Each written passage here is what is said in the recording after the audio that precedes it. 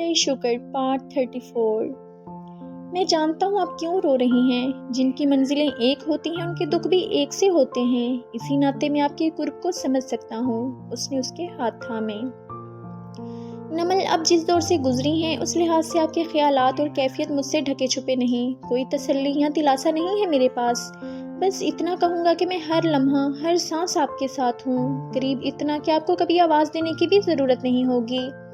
آپ کی خاموشیوں میں چھپے درد کو بھی بھانپ لیا کروں گا۔ مجھے موقع بھی مت دیں، مجھے اپنے دل میں بھی جگہ مت دیں، سوائے اپنی دعاؤں میں اور کہیں تھوڑی سی اپنی زندگی میں۔ دیکھیں، جیسے آپ طلاق یافتہ ہیں تو مجھے لگتا ہے آپ کو اللہ نے ایسے ہی میرے نصیب میں لکھا تھا۔ یقین مانے میں خوش ہوں، حالانکہ میں اس بات پہ سوال اٹھا سکتا تھا، مگر اس کی حکمت ہماری عقل سے پرے ہے۔ میرے نزدیک عورت کھلونا نہیں ہوتی، نہ نکاح میں نہ نکاح کے بغیر۔ جس طرح باقی مرد سمجھ لیتے ہیں میں ان سا نہیں ہوں۔ میری ماں نے ہمیشہ کہا کہ بیٹا اگر تم یہ چاہتے ہو کہ تمہاری بہن کی عزت کی جائے، اس کو نیک اور پاک نگاہوں سے دیکھا جائے، تو اپنی بیوی کو اور خود سے جڑی ہر لڑکی کو ویسی ہی عزت دینا۔ جیسے آپ نکاح کے لیے مان گئیں، ویسے اللہ جی آگے بھی سب آسان کر دیں گے۔ رشتے جیسے بھی ہوں، جس طرح بنے ہوں، ہمیں انہیں پورے دل سے، مان سے اور خلوص سے نبھانا چاہیے، اور میری کوشش رہے گی کہ میری طرف سے آپ کو کبھی کوئی دکھ نہ ملے۔ ویسے بھی میں کون سا فرشتہ ہوں؟ آپ میرا لباس اور میں آپ کا۔ اگر آپ کو کوئی بات بری لگی تو آپ کسی تیسرے کو بتانے کی بجائے مجھے خود کہنا، اور رہی بات میری، وہ تو ہمیں ویسے ہی آپ سے بڑی محبت ہے۔ آخری بات کہتے ہوئے وہ مسکرایا۔ نمل نے حیرت سے دیکھا، جیسے پوچھ رہی ہو ہمیں میں کون کون آتا ہے جی؟ میں اور میری پیاری گڑیا، اور کچھ؟ اس نے بنا سوال کے جواب دے دیا۔ وہ اس کے پاس سے اٹھ کر میکرونے کی طرف آیا۔ اور ہاں، ایک اور بات، میں نے عمرہ کے لیے درخواست دی ہے، 15 دن کے اندر سب ہو جائے گا، آپ اپنی پیکنگ شروع کر دیں۔ وہ سنگھ کی طرف چلا گیا۔ عمرہ مطلب اللہ جی کے گھر، ان کے پاس، ان کے روبرو۔ دل دھک سے بیٹھ گیا، آنسو آنکھوں میں قید کر دیے۔ یہ وقت رونے کا نہیں تھا، نہ ہی کچھ سوچنے کا۔ آپ بہت اچھا اور پیارا بولتے ہیں، میں ساری عمر بھی سنوں تو کبھی بے چینی محسوس نہ کروں، اس نے بے تاثر چہرے کے ساتھ کہا۔ زہی نصیب، آپ تو ایک شفاف آئینے کی طرح ہیں، جس میں دیکھنے والوں کو اپنا ہی عکس دکھائی دیتا ہے، اور آپ میرے لیے ایک رحمت کی مانند۔ تعریف، وہ بھی نمل کے منہ سے۔ اذلان نے ہواؤں میں اڑنے کی خواہش کی، مگر وہ یوں ہی اپنے کام میں مگن رہا، شوخیاں صرف اندر تک ہی تھیں۔ اگلے 2 دن وہ دیانا کی طرف رہنے آ گئی۔ ہبا نے تو ناک میں دم کر رکھا تھا، نہ وہ سنبھلتی نہ چپ کرتی۔ اس کی دادی کو ویڈیو کال کی اور ٹیب اس کے سامنے رکھ دیا، خود دیانا اور ماما سے باتوں میں لگ گئی۔ 1-2 دفعہ اس نے ہبا کے کہکہے پہ غور کیا۔ یہ صحیح ہے، ماما سے زیادہ دادی سے محبت ہو گئی ہے، اس نے شیزا کی طرف رخ کر کے کہا۔ بیٹا، کوئی جتنی محبت کر لے، ماں تو ماں ہوتی ہے، نہ اس جیسی کوئی محبت کر سکتا ہے اور نہ ہی کوئی سمجھ سکتا ہے۔ یہ سن کر اسے زجاجہ یاد آ گئی۔ ماما، اس نے بے دھیانی میں پکارا۔ جی؟ رومیلڈا نے جھٹ سے جواب دیا۔ نمل نے سر اٹھایا، مگر وہاں زجاجہ نہیں تھی، ایک سرد آہ بھری۔ آپ کو یاد ہے میں نے آپ سے پوچھا تھا کہ آپ کمرے میں کیوں رہتی ہیں؟ آپ نے کہا تھا کہ دنیا کی رنگینیوں میں اب دل نہیں لگتا۔ مجھے لگتا ہے میں بھی ایسی بن گئی ہوں، اب یہاں میرا بھی دل نہیں لگتا۔ کبھی کبھی گھٹن اس قدر بڑھ جاتی ہے کہ یہاں کی ہر چیز بیکار لگنے لگتی ہے۔ مجھے لگتا ہے میں نے دنیا میں رہ کر دنیا کو چھوڑ دیا ہے۔ وہ دور افق کے پار کسی کو ڈھونڈ رہی تھی، نگاہ تو رب پہ ٹھہر سی گئی ہے۔ ماما، اذلان نے ہمارے عمرے کی درخواست دی ہے۔ الحمدللہ، یہ تو بہت خوشی کی بات ہے، مگر ماما مجھ میں ہمت نہیں ہے۔ بچے کوئی ایسے ہی نہیں جاتا، وہ تمہیں خود بلا رہا ہے اپنے پاس، چلی جاؤ، بوجھ کم ہو جائیں گے۔ میں جانتی ہوں ماما، میرا دل کرتا ہے میں اس کے پاس ہمیشہ کے لیے چلی جاؤں، مگر پتہ نہیں، عجیب سی بے چینی ہے۔ یہ سب چھوڑو، بس یہ یاد رکھو کہ وہ ذات باری تعالیٰ تمہیں خود بلا رہی ہے، اور وہ اس کے لیے ہر کسی کو نہیں چنتا۔ ہر سوال کا جواب اس جملے میں تھا۔ اس کا اندر جیسے خاموش ہو گیا، اسے سکون بھرا ایک سجدہ کرنا تھا۔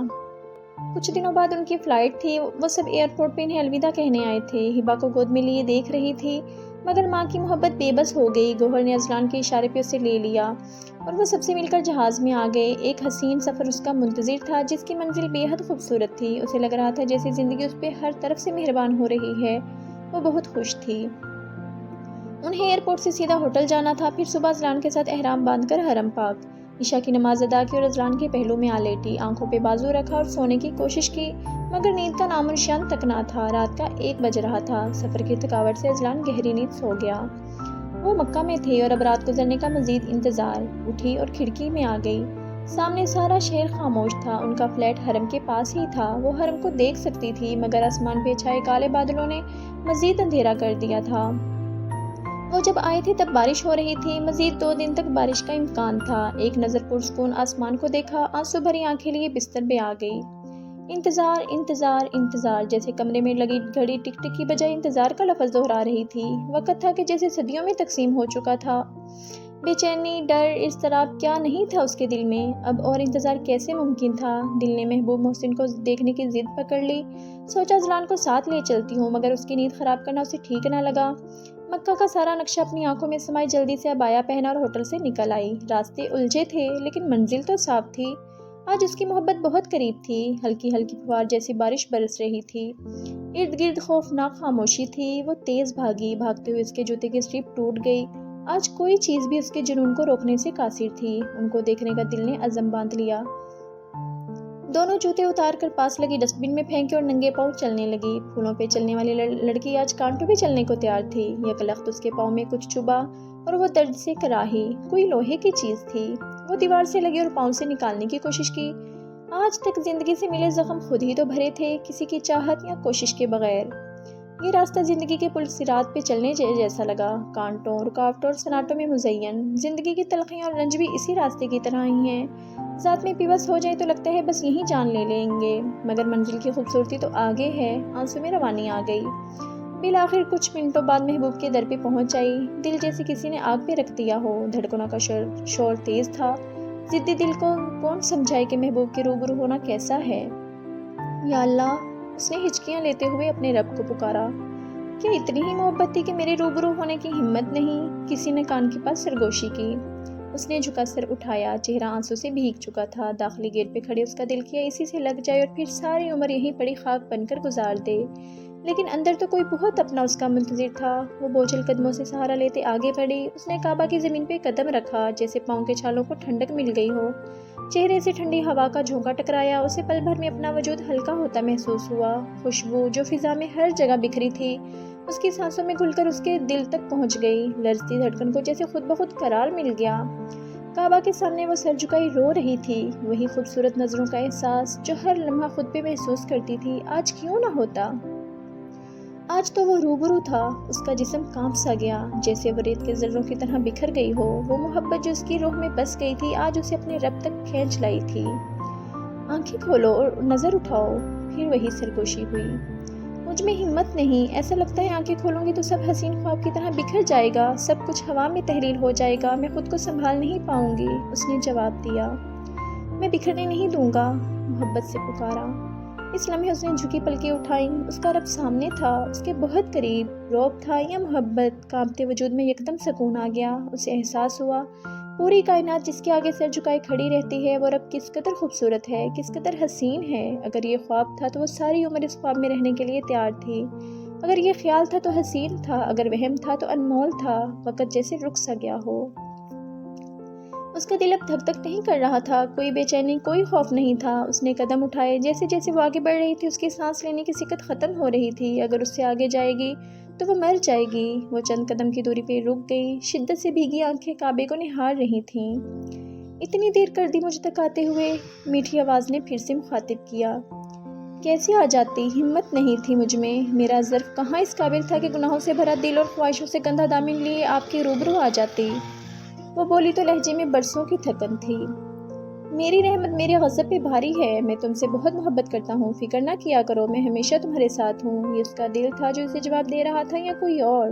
اسے اندازہ تھا کہ تہجد کا وقت ہے، دور سے کسی انسان کی تلاوت کرنے کی مدھم آواز آ رہی تھی۔ اور نہ تو تیرے رب نے تجھے چھوڑا ہے اور نہ وہ تجھ سے بیزار ہے۔ لفظ لفظ اس سے محو گفتگو تھا۔ یہ ہوائیں اس سے مخاطب تھیں، یہاں کی ہر چیز اسے کچھ کہہ رہی تھی۔ قدم لڑکھڑائے اور کسی احساس نے اسے گرتے گرتے سنبھال لیا۔ جانتی ہوں آپ مجھے کبھی نہیں چھوڑیں گی۔ ضبط ٹوٹا اور وہ ہوا کی تیزی سے بھاگی اور غلاف کعبہ سے لپٹ گئی۔ رب کی آغوش میں سمٹ کر وہ کسی تڑپتے معصوم بچے کی طرح زاروں قطار رو رہی تھی۔ اللہ، میرے اللہ! ارد گرد فضا میں یہی پکار تھی، والہانہ محبت تھی، اس رونے میں سکون تھا۔ آج وہ اپنی بے چینی کی وجہ سمجھ گئی تھی، سکون تو رب کائنات کے پاس تھا جو اس وقت اس نے اپنی نسوں میں اترتا محسوس کیا۔ اسے لگا اس قدر سکون سے اس کی رگیں پھٹ جائیں گی۔ اس کے اندر دھیرے دھیرے اس رات کا نور اتر رہا تھا۔ ذہن ہر خیال سے خالی ہو چکا تھا۔ اب اسے جھکنا تھا، اس کے آگے عاجزی سے، محبت سے، خلوص سے، خالص ہو کر۔ سبحان ربی الاعلیٰ، پاک ہے تو میرے رب تو اعلیٰ ہے۔ زبان کے ساتھ ساتھ دل بھی یہ کلمہ دہرا رہا تھا۔ یہ کیسا سجدہ وہ کر رہی تھی؟ اسے لگا وجود اور دل کے ساتھ اس کی روح بھی جھک گئی ہے۔ نہ کوئی گلہ تھا، نہ شکوہ، نہ یہ یاد رہا کہ کس نے دل دکھایا ہے یا کس نے کب رلایا ہے۔ الحمدللہ، ایسا لفظ جس میں حمد کے ساتھ ساتھ اس کا شکر بھی ادا کر رہی تھی۔ اس کی روح سرشار ہو گئی، گرہیں کھلنے لگیں، خوف کے بادل چھٹنے لگے۔ وہ پھر سے مخاطب ہوئی، اللہ جی آپ کا شکریہ، مجھ سے محبت کرنے کے لیے، مجھے سیدھی راہ دکھانے کے لیے، مجھے سنبھالنے کے لیے، مجھے خود تک لانے کے لیے شکریہ آپ کا۔ اس کا رواں رواں سجدے میں جھک رہا تھا۔ کیا وہ اس نعمت کا، اس رحمت کا شکر ادا کر سکتی تھی؟ کیا وہ اس قابل تھی کہ وہ اس محبت سے نوازی جاتی؟ گرم دہکتے وجود پہ پڑتی بارش نے اس کے اندر کے علاؤ کو سرد کر دیا۔ شکر کا سجدہ قبول ہوا تو دل سے رنجشیں اور تلخیاں خود بخود دھل گئیں۔ آج تک جب بھی سجدہ کیا سکون کے لیے کیا، سکون مل جاتا تھا، مگر بے چینی کہیں وجود میں اٹک جاتی تھی۔ اور آج اپنا غم بھلائے اس کے آگے درد اور خوشی پہ شکر کا سجدہ کرنے کے لیے جھکی تو اس نے اسے پاک کر دیا۔ سجدہ شکر نے اسے اطمینان بخش دیا تھا۔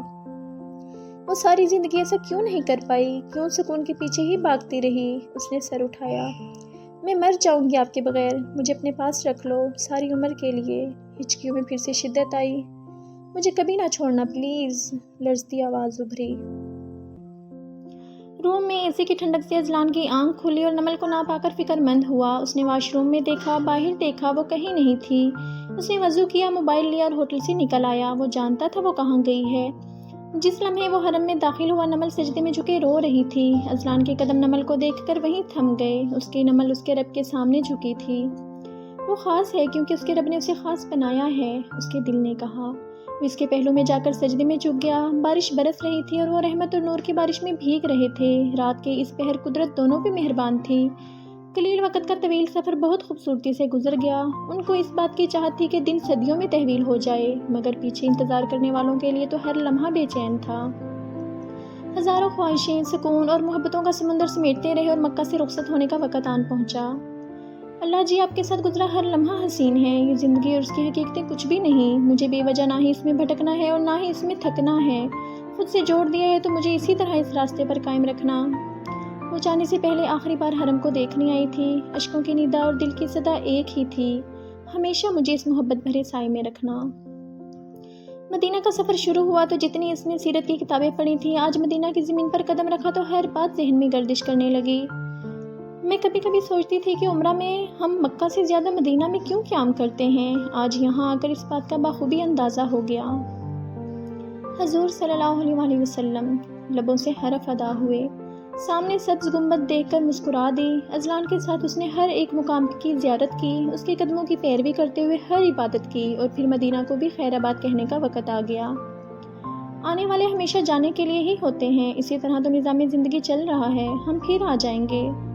وہ منظر میں گم تھی جب اسے اپنے پیچھے اذلان کی نرم آواز آئی۔ وہ پلٹی اور بنا کچھ کہے سر اس کے کندھے سے ٹکا دیا، پھر اس کا ہاتھ تھامے وہاں سے چلی آئی۔ اس ناول کے نیکسٹ پارٹ کے لیے ہمارے اس چینل کو سبسکرائب کریں، اس ویڈیو کو لائک کریں، شیئر کریں اور کمنٹ باکس میں اپنی رائے کا اظہار دیں۔ شکریہ۔ اللہ حافظ۔